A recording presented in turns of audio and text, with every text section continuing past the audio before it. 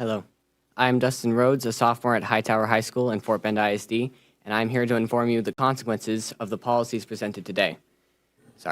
I'm here to tell you that if this board chooses to enact the hateful, discriminatory, and factually incorrect gender policies that have been proposed, you threaten the lives of my friends.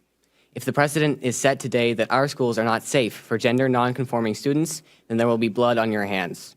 And none of you get to sit there and believe that I'm being hyperbolic or insincere.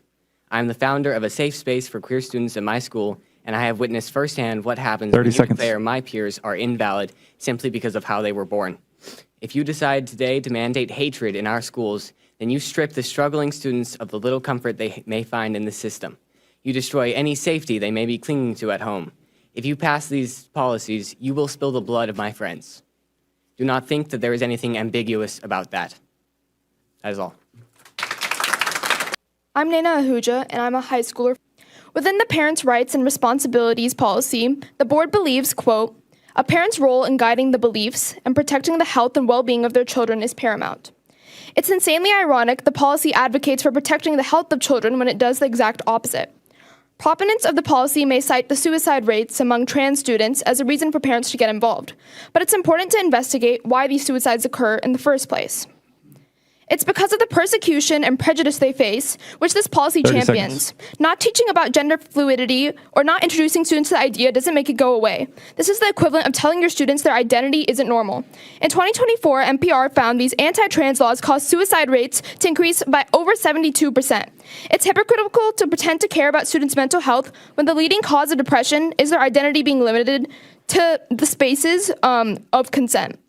Where does the district's concern for student health go when parents and educators begin to deny their children their identity? This is a matter of life and death.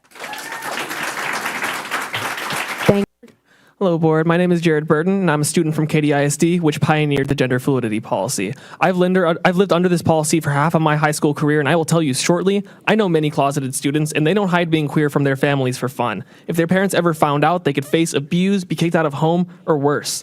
Sometimes they simply fear that it could change their parents' love for them. And believe me, these fears are never unfounded. I'm president of my school's Gay Straight Alliance, and for the last week straight, one student was specifically targeting and tearing down our club posters every single day. During this, all I could think about was this student's home life. I raise you this question. The parents who raise their kids to think it's okay to target queer kids at school, where do you think they stand on this issue? Is that who you want behind this policy? And these are just posters. Imagine how this child feels about actual queer people. When the policy was passed in our district, queer students were harassed and called slurs. At one school, their Gay Straight Alliance could hardly find a teacher sponsor because their previous ones are harassed by students and parents until they gave up the club or left the school. It hurts students and teachers. Your students deserve better. Don't make the same mistake we did. Do better. Do not pass this policy. Good morning. I am a sophomore. My name is Tegan Morgan. And first, I'd like to thank you for giving an opportunity for us to speak on these issues. I think this is a great demonstration of the freedoms that this country claims to stand for. But this policy will erase those freedoms for people who are already a marginalized group in this community. School is the place where we should be discussing these issues. Tons of kids are learning their way through the world and trying to figure out who they are, who other people are, and how to live in a world with people other than just their family and diverse people. And that's a beautiful thing about this district. And this policy will remove our ability to discuss these topics. In addition, it stands on a false precedent with science. Our district values its academics, and in doing so, we're putting our students behind in the science aspect. As other people have said, this has no actual standing. There are 136 million intersex people who are unaccounted for in this policy in the world.